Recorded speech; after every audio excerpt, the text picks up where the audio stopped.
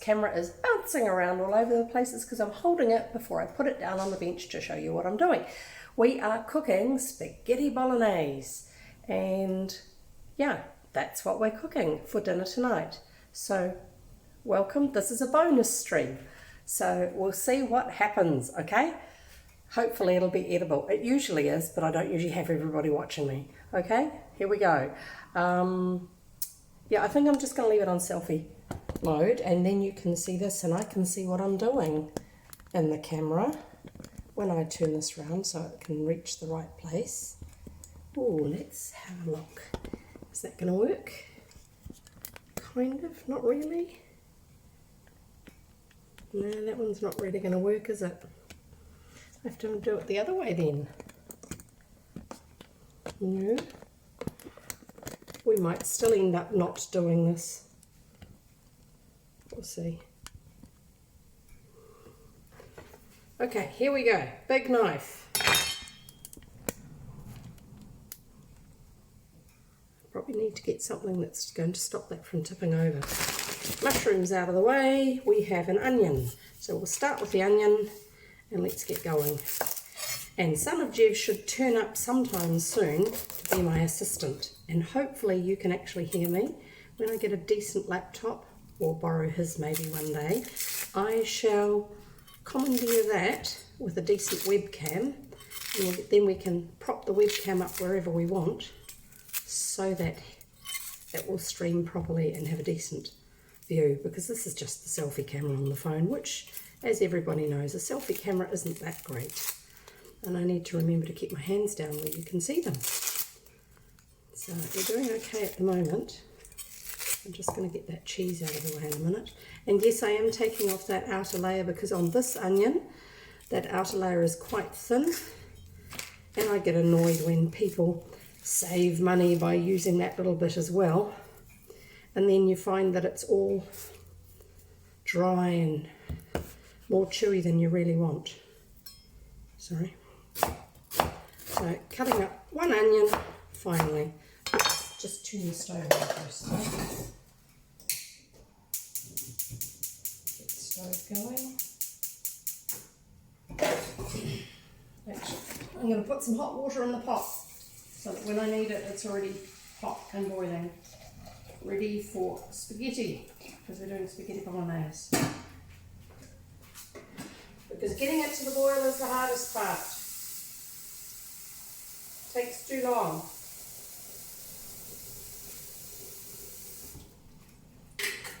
And I'm sure that my family is going to tell me later how cringy this was and how the sound was terrible and all that sort of thing, but tough. Here we go, we're cutting onions. And the pot is on the stove with the water that it's already got, and there's some more water coming to the boil, hopefully soon, to top it up with, because the pot's too big for the amount that the kettle holds. Anyone would think that I talk to myself all the time. Anyway, at least you don't have to look at me this time, unlike when I'm reading stories to you. So, if you randomly come across me cooking dinner, this is not what I normally do. I normally stream, and this is probably going out in the wrong channel. It's meant to be going out to food and drink, but this will be showing up in just chatting because I'm doing it on my phone.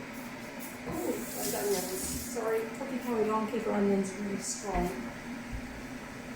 And you bite your eyes. Oh, it feels like that.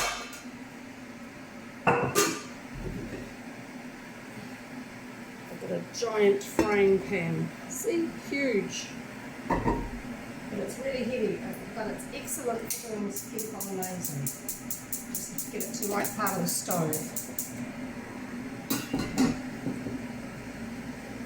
And I'm guessing that kettle is making a lot of noise for you. Now, I thought I had everything out, but not. That's my drawer with all the kitchen cooking, most of the kitchen cooking utensils. So peel the carrot.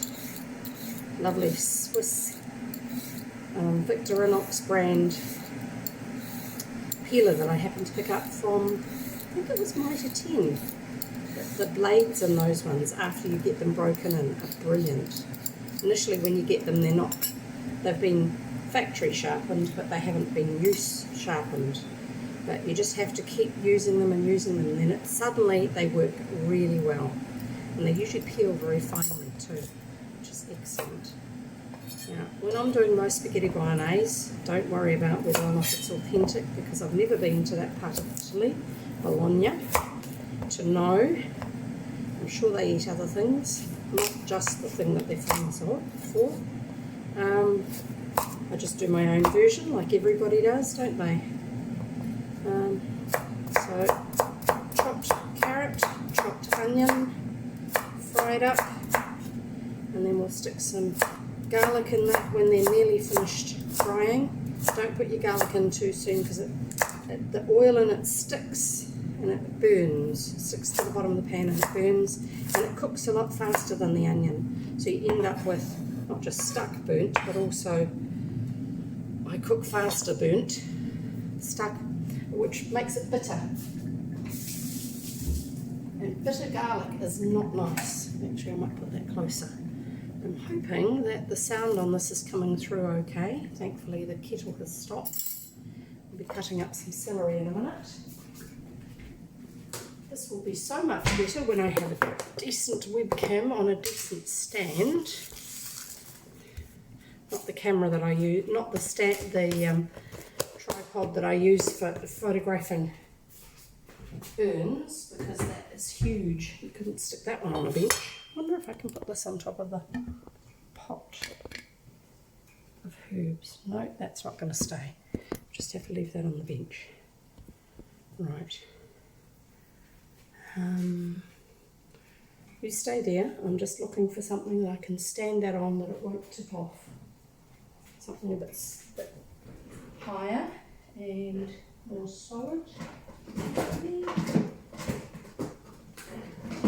Lunchbox. There's your new use for the week for your plastic Systema lunch boxes. Camera stands. Hey, whoopsie.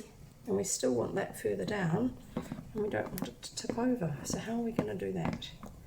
Turn it round. Yeah, look at the wall and everything else. See how we go. There's me again. Hi. Put this round here. It's a lovely little pocket-sized tripod, and it's a matter of guessing that I've got everything lined up in the right place, because now I can't see the actual. It's the back of the board. You need more than the front, I think. There, that should work a little better. Put that rest of the water in the saucepan, and once it's all come back to the boil, we can take it off for a bit and heat up the big frying pan, which I will pick up my tripod again in a minute and show you.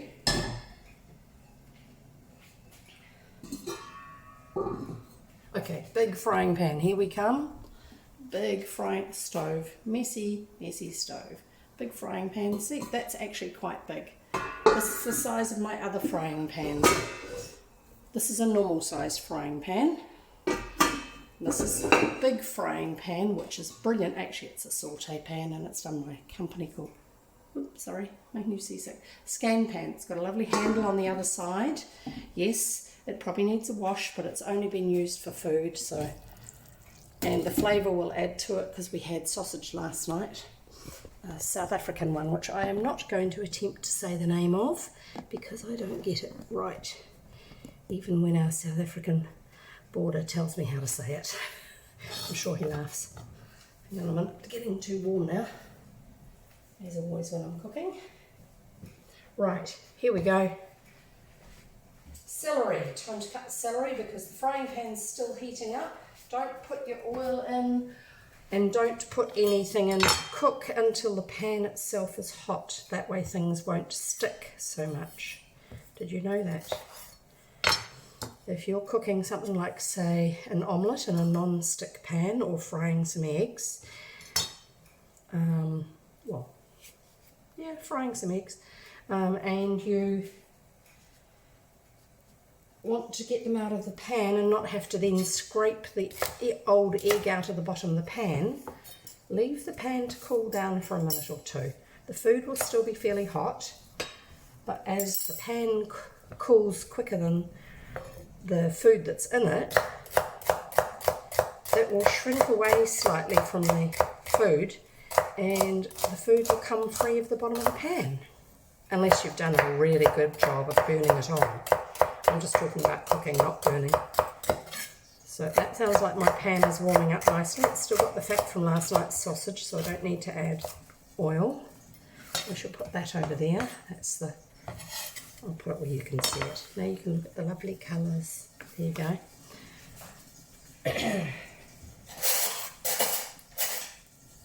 And I'm probably going to put you up on top of the very greasy shelf that's behind the stove at this stage. So let's see.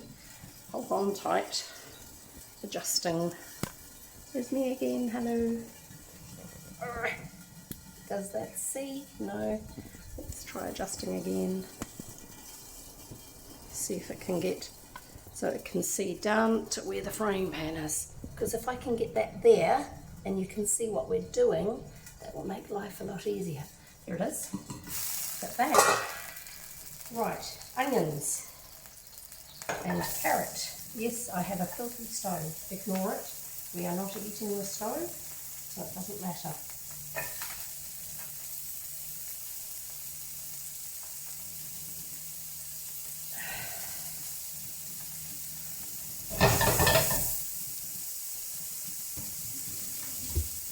Sorry, I don't like the texture of certain things on my hands, so I keep washing them.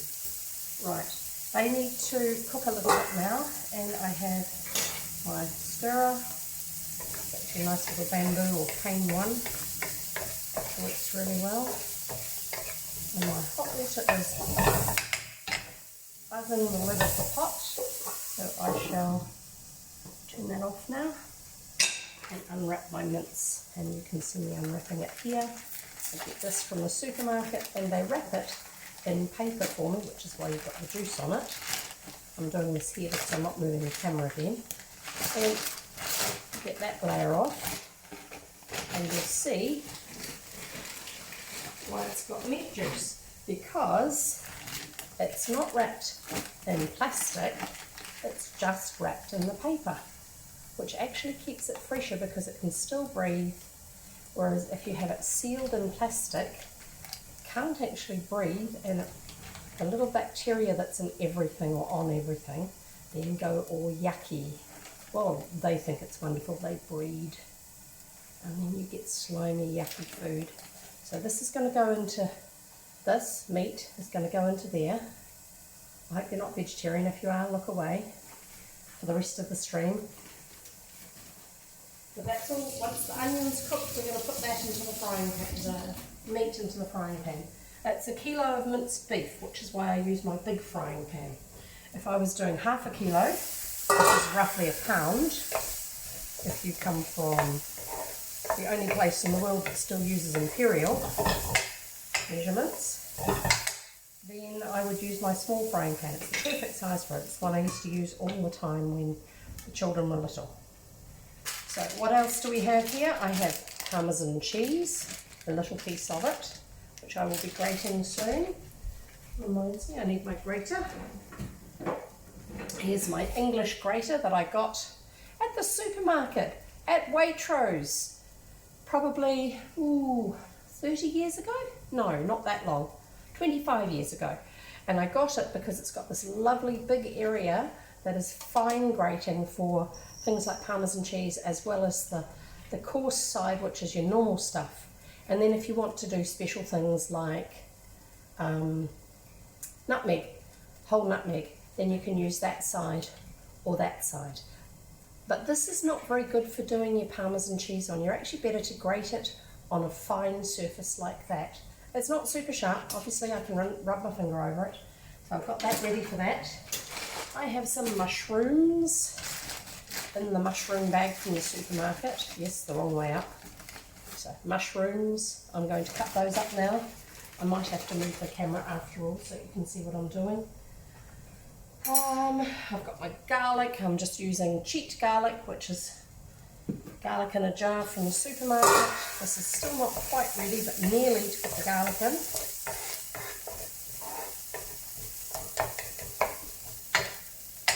Just make sure that they've all loosened off. Now, because that wasn't as oily as I would normally have, I'll put some more in and stir that through, because I don't really want them sticking and burning.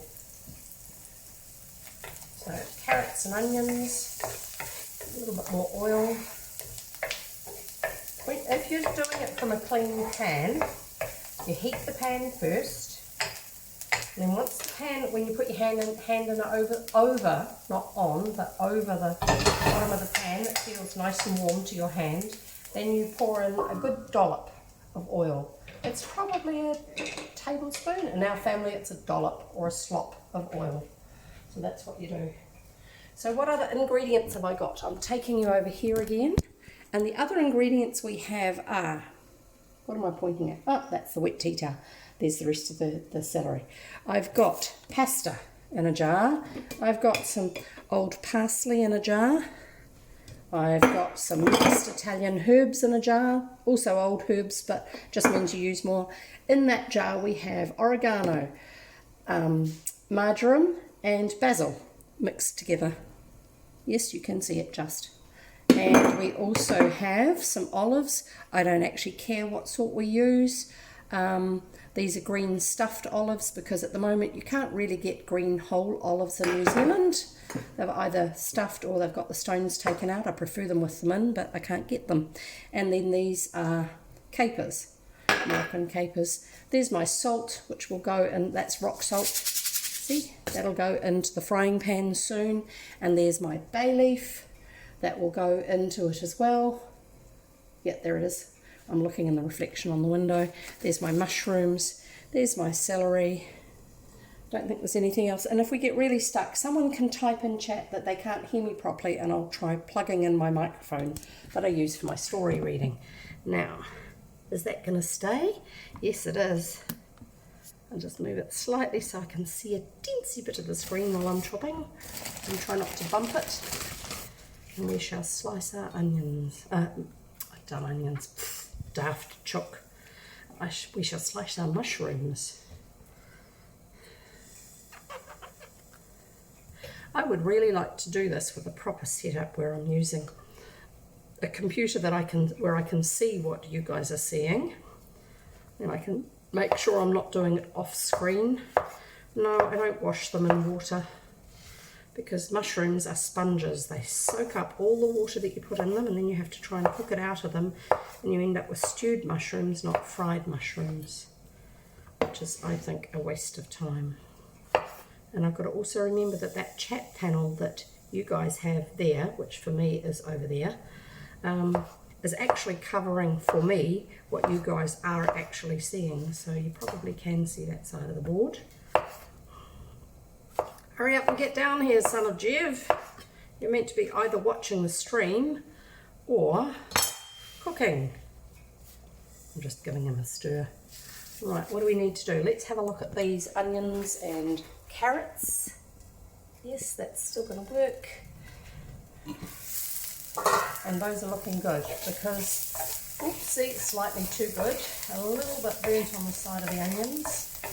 I'm going to put some more oil in now, because garlic, if you're doing it from a jar, works best if you put it into a puddle of heated oil. And then and don't put a lid on the garlic when you put it into the pan. Then it will stay nice tasting instead of tasting yucky, which is why a lot of people don't like garlic. So there's the garlic. You get the hot oil through it.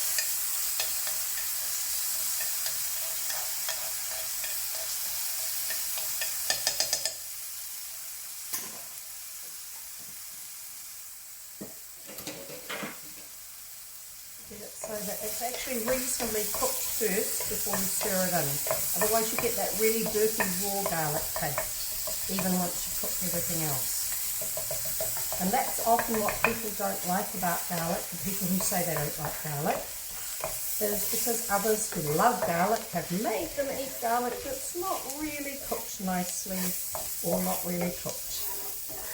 And then they get the horrible burps that last for ages. And if you're someone like me, sometimes they'll even give you a migraine afterwards, raw garlic.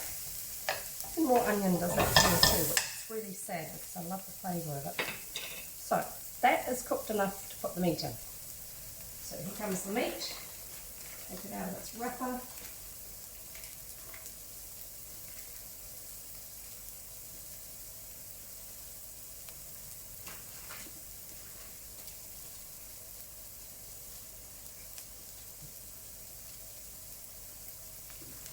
There's the mince coming into the pan. Well, that's the other thing, is if it's in the water, wrapped up in paper, not plastic, and it hasn't been frozen, it's not all dribbly. It doesn't dribble everywhere and make a mess and then make everything stink. Which is what most people don't like about it. And I've got another bonus tip for you.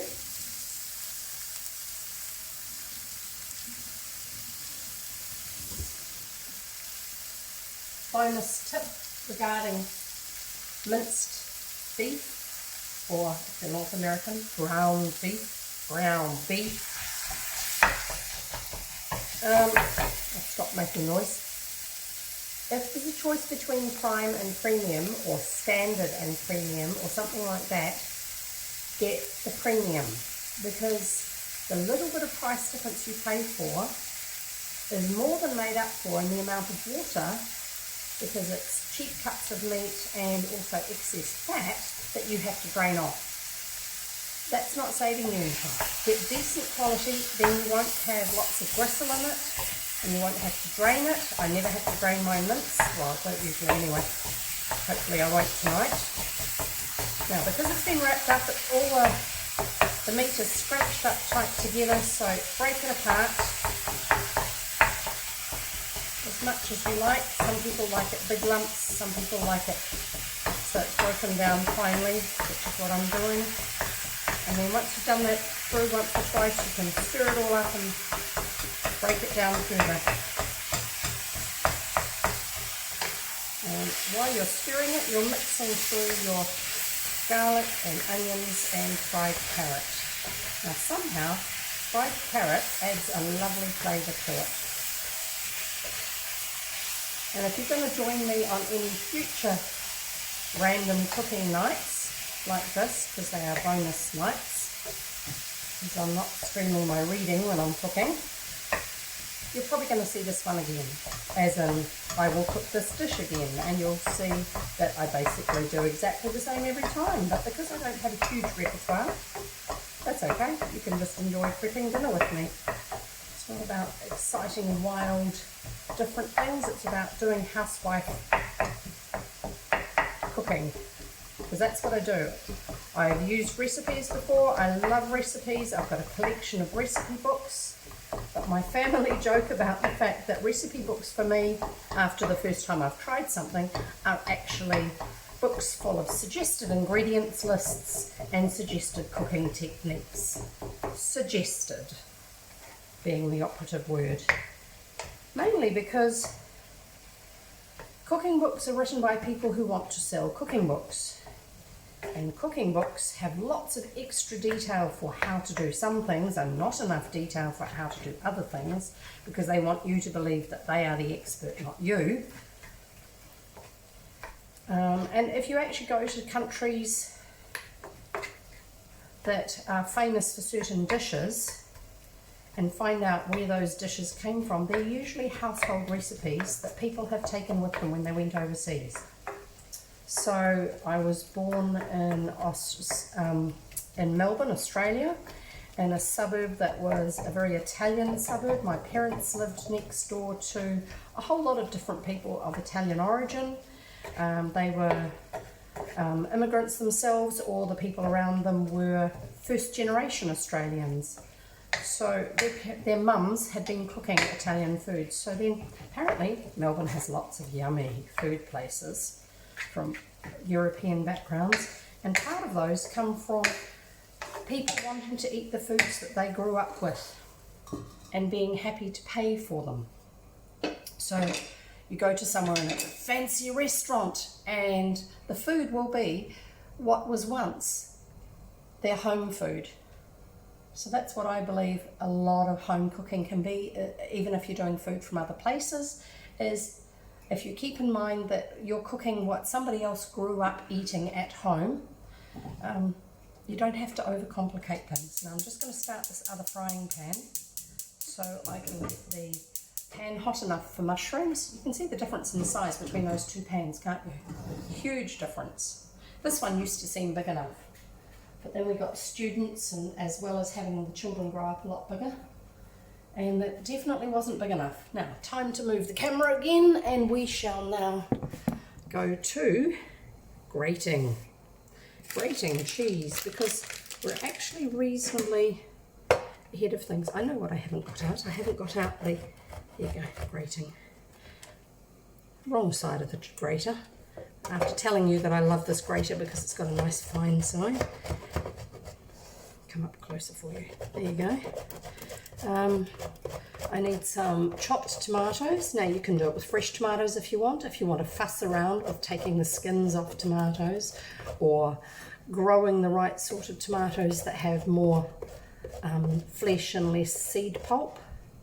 Or you can buy tinned tomatoes. We've got a lovely friend who comes from India, and back home his mum will go to the markets and she will get fresh tomatoes, or she will grow them herself. I can't remember which he said, but over here, and he cooks the same sort of food that she cooks, he will just use tinned tomatoes, because fresh tomatoes in New Zealand, unless it's the middle of the peak of the tomato season, are way too expensive. Why are you going to pay that for tomatoes? And also, you've got a lot of prep to do, because you've got to blanch them to take the skins off, unless you like putting the skins in, and most people don't like skins of tomatoes in their spaghetti bolognese. It just sort of wrecks the texture. So get whole or diced or crushed, I don't care which. I like diced because they're largely already broken down enough. There you go, that's the cheese. That's all the block I had, but that's all I'm going to need. All that I had left from that block, sorry. And I'm going to stir the meat, which you can't see, and it's ready for me to put in the tomato, because, actually no, I'm going to show you, sorry. Here it is, put this back up here, and you can see through the steam occasionally that I'm not going to put the expel air on, the extractor, because it's so noisy you won't hear me talking. You can see there is a little bit of liquid there in the bottom of the pan forming, and that's enough. You don't need more than that. You don't need to cook it off either, because otherwise it'll get too dry. So I'm going to quickly get these tomatoes, if I have them, yes. And I'm going to send someone downstairs for tomato paste in a minute, because I want some of that too. Otherwise you can do it with 2 tins of tomatoes to a kilo of mince, except that then you've got extra liquid that you've got to cook for longer, and because your mince is actually technically cooked, it ends up tough, and technically already cooked. So there you go, there's your tinned tomatoes. Isn't that nice and bright?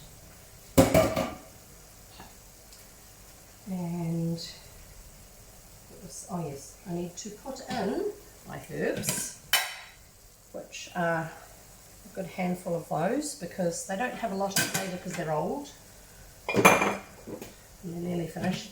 If it was fresh dried herbs, like a recent packet, that's the parsley, then I would have put in about a quarter or a third of that.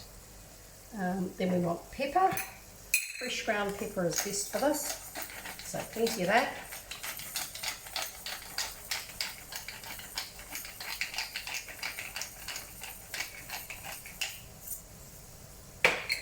And salt. Actually the salt is better from this because I can control how much. So a little bit more than a teaspoon. So there you go. about that, and that's my rock salt, same as what I use in my pasta water. And there's another tip, freshly dried bay leaf from my Borders tree, because my little tree isn't as big as his bay tree, and so he was able to bring over a whole lot of dried bay leaves when he moved in. And here we go, this is all mixing in, and I'll just take off and grab the tomato paste in a minute. Actually, I'm also going to put this onto a smaller burner. There's a little bit of tomato skin in there, but nowhere near as much. See, I'll show you. That there is tomato skin, and it's a pain when you're chewing something that's nicely textured, like diced tomatoes and carrots and nicely browned mince with tomato in it, to actually get lumps of tomato skin. So while I go and get my tomato paste, you can watch this for me. You can watch the water coming back to the boil for the pasta, and you can watch the lid of the bolognese sauce. And that pan's not hot enough to do mushrooms yet anyway, so I'll be back in a minute, you stay there.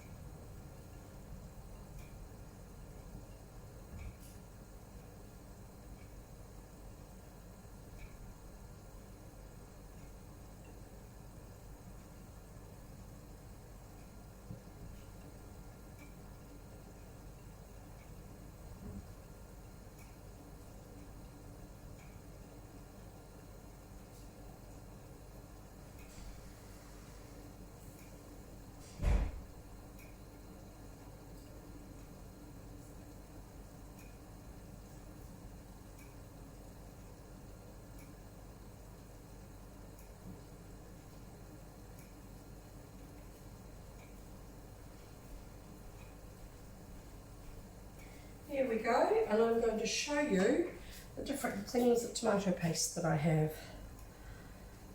So I have a mini tin, which I'm not going to use tonight because it's not enough.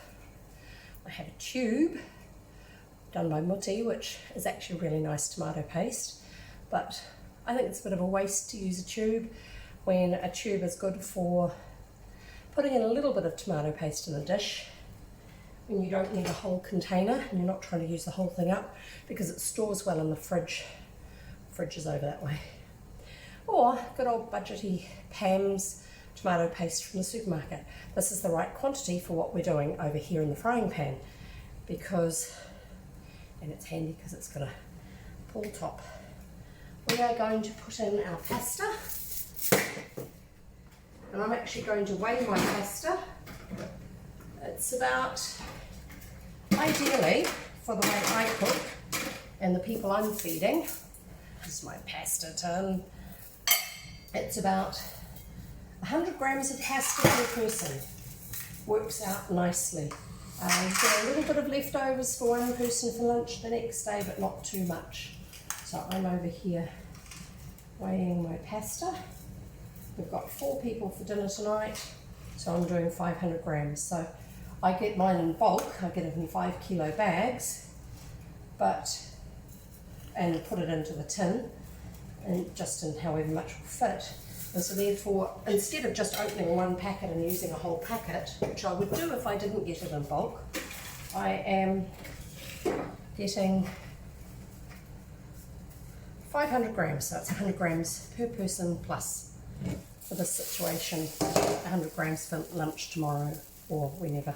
So there you go.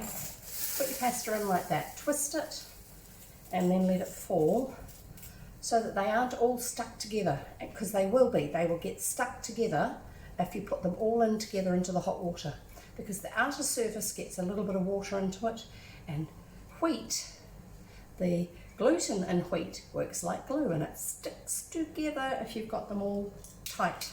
So put them in like that so they all get a bit more water on the surface instead of only a tiny little bit, and then swirl it down in. Once it's been in there for a minute or two, we will start to use the tongs to pick it up. Now that's not a huge pot. I've seen recipes that say you need an 8-litre pot to cook that much pasta. Or more. I'll show you an 8-litre pot. This is an 8-litre pot. This pot here, my pressure cooker, which is huge compared with that saucepan, takes 8 litres, what is considered an 8-litre pot. Now, I ain't got time for that much water. I don't need to, anyway. So now we can do this. This is why I can do it without having a huge pot of water, is because every now and then I pick it up and let the pasta run through the tongs. So if I was doing short pasta such as macaroni or is it Trevelli's, both guys, I don't usually do them. The spirals, any of the sizes of spirals, then I would use my wooden spoon and stir them. Not my frying stirrer, but one of these wooden spoons.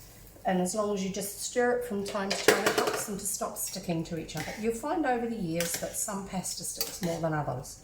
So vermicelli, I love using wheat flour vermicelli because it cooks faster. I'm sure a lot of restaurants use it actually for that reason. So you're cooking it and then it's off the stove out of the way. You don't need to fluff around waiting for another 5 minutes for it to finish cooking like you do with thicker ones. When you find a good brand of pasta, stick with it if you can, unless you've got a couple of good brands and there's always one of them on special. So see, that's loosening up nicely. It's not all sticking together. Don't have slabs of pasta coming out. And I'm now going to put that was very loud, wasn't it? Don't put the lid back on. Unless you like a mess on your stove, in which case, by all means, put the lid back on, but it's going to come to the boil, and because of all the gluten in the water from the wheat, it's very sticky bubbles, and which means they're strong, and then they actually lift up the lid and pour out on all over your stove, and you have a wonderful mess to clean up. If you like messes, be my guest, but I don't. Save yourself the work. So let's put this tomato paste in here and get it cooking. I'll be yelling up the stairs soon to tell everybody to come and set the table. Because I've cooked dinner, I don't need to set the table as well, surely. So here we go, tomato paste into this. Oh, you're all in the steam there, sorry about that. So here we go, tomato paste. I should have got it in earlier, but I wanted to get the pasta on the way.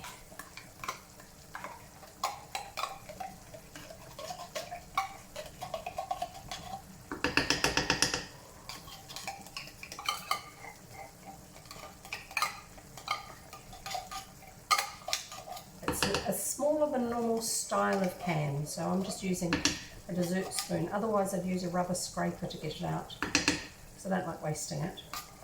But the spoon works. Someone's going to have a nice mess to clean up in the sink afterwards. All my meat wrapper and cans and lids and stuff that need cleaning off. Meat wrapper will go in the fire. The dishes will be washed.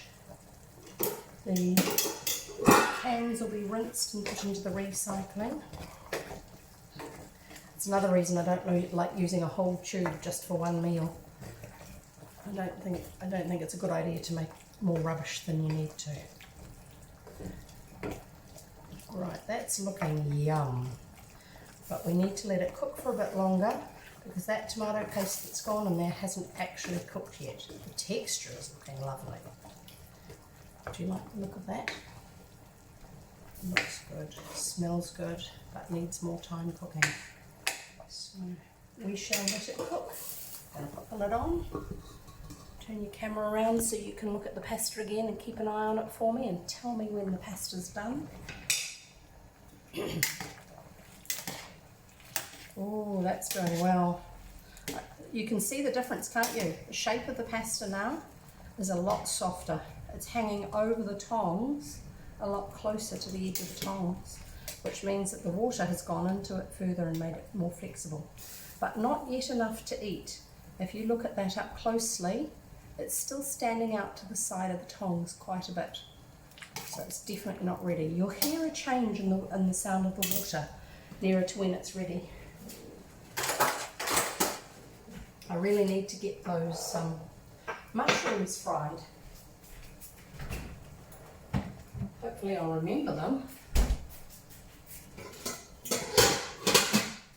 This pot out of the way so I can use the bench.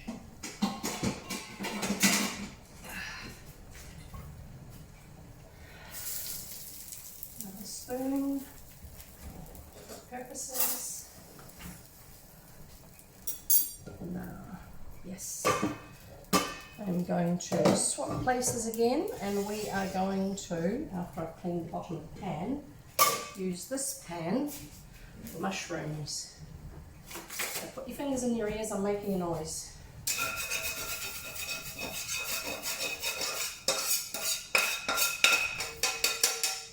There you go. Now, mushrooms. If you want to brown mushrooms, don't put the lid on. It's a waste of good mushrooms. You end up with floppy grey things, not lovely browned mushrooms. And use butter. There's no point in wasting butter. Butter fried mushrooms are delicious. But don't overdo it because otherwise they'll end up just being stewed.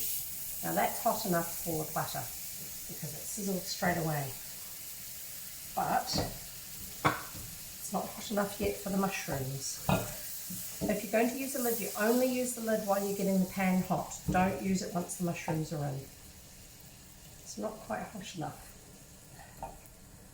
So we'll put the lid on and check our pasta again. That's what you've got to keep doing. Keeping it loose. That's looking good. Oh, we can take a piece and see how done it is. I don't think it's done quite enough, but very nearly. And I'll need to get my great big colander out.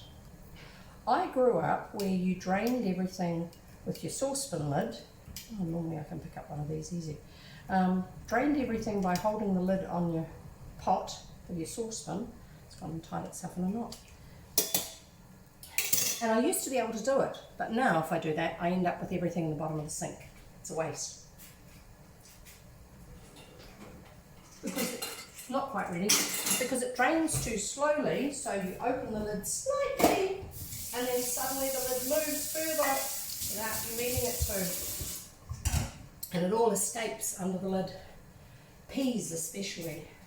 But potatoes, I don't know, anything that's cooked, anything that's boiled, if I do that with the pot, that's what happens. Now I'm going to put the celery in here, and I've got some other ingredients which you forgot to remind me about because I told you all about them, and I haven't put them in, and you didn't say to me, hey, what about those? Those being olives. Must put olives in.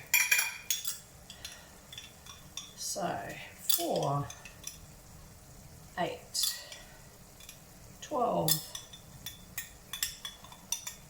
16. I'm only counting them because we have 4 people in the house. That doesn't look enough.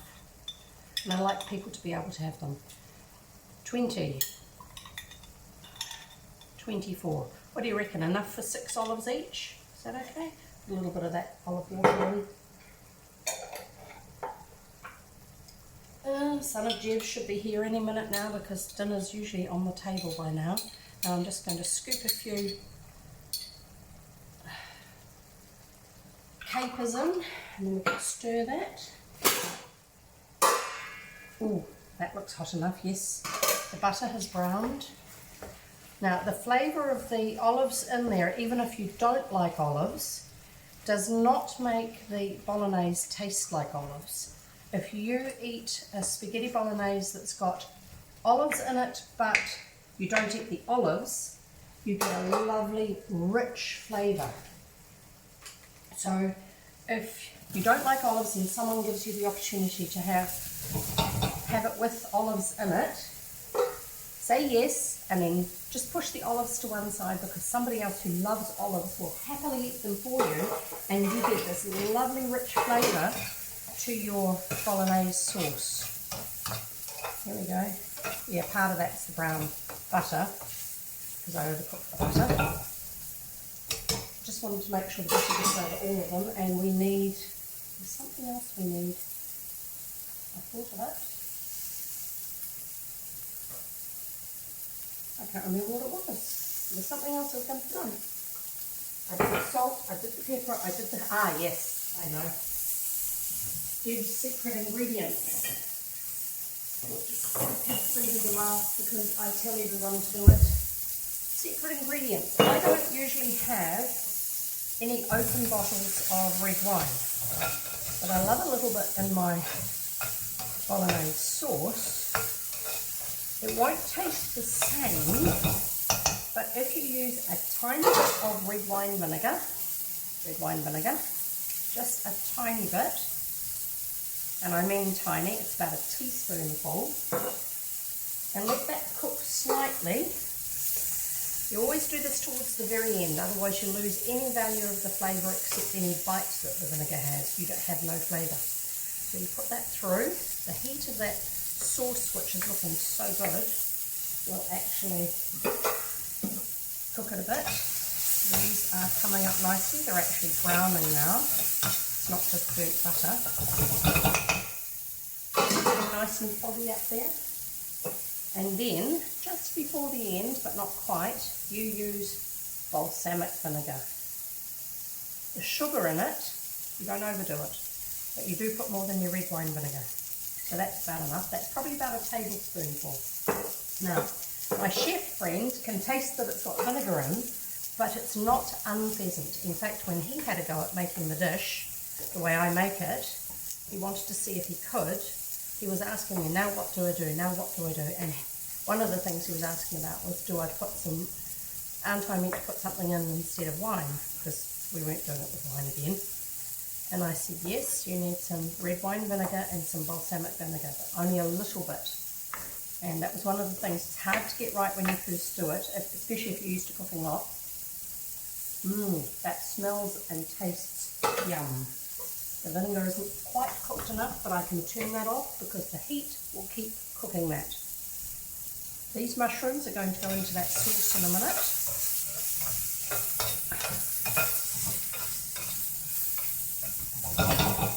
They're nearly done. They're quite brown, or nearly quite brown. And I'll check this, and this ought to be done by now. That's why I put it on at that stage. It's quite a trick when you first start cooking for a family, to learn to get everything done on time. See how that now is hanging really close on the side of the tongs. That's cooked. And unfortunately, because it wasn't right here on this burner, you didn't get to hear it. But I can hear when it's cooked, when it's bubbling properly, because the bubbles have a different sound because of sweetness. Well, that gluten from wheat in the pasta. The same thing we talked about before, you don't leave the lid on. And I'm packing up and cleaning up because otherwise people don't like me cooking for them. And that's what you should do too. Clean up as you go along. Put things away.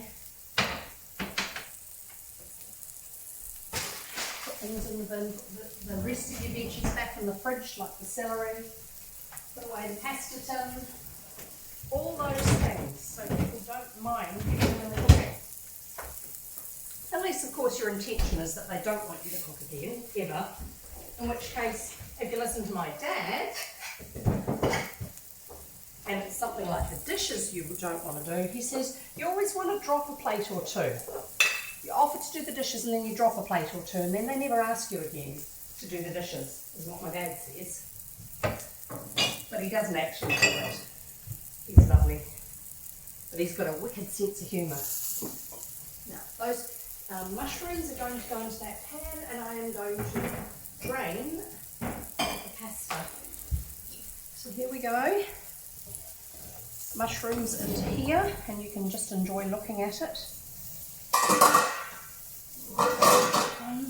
Now, I don't know if you noticed, but while the mushrooms were cooking, I stirred them with my metal fish slice. That's what we call them in New Zealand. Because mushrooms, when you try and stir them with something wooden like that, because of the thickness, compared with the thickness of a fish slice, they don't actually stir very well in a pan until they've started to cook quite a bit. And if you want to lift them up, it works better with a metal or a very, very thin edge, much thinner than the wooden ones or plastic ones usually are. So that, my dears, sounds and looks and smells ready.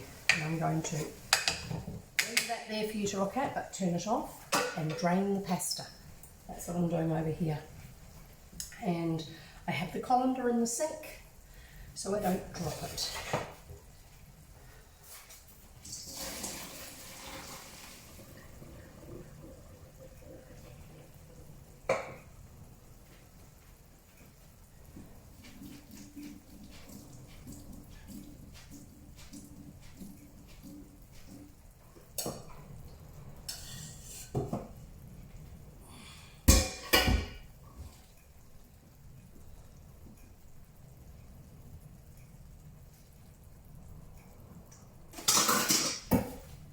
And there you have it, spaghetti bolognese. Ta-da! Oh, and I didn't give you the cheese. I'll give you the cheese and then I'll turn you off and shout at my people so that they can come down for dinner. I'm just getting that lovely grated Parmesan cheese off the chopping board, because that's what I work on, is a giant chopping board, and there's the cheese. Lovely, just take it and sprinkle it on like that onto your dinner. So bye-bye, and bye-bye from me, and it's not bye-bye from him because there's no him here while I'm cooking dinner tonight, and you can look at these while I turn you off. Bye.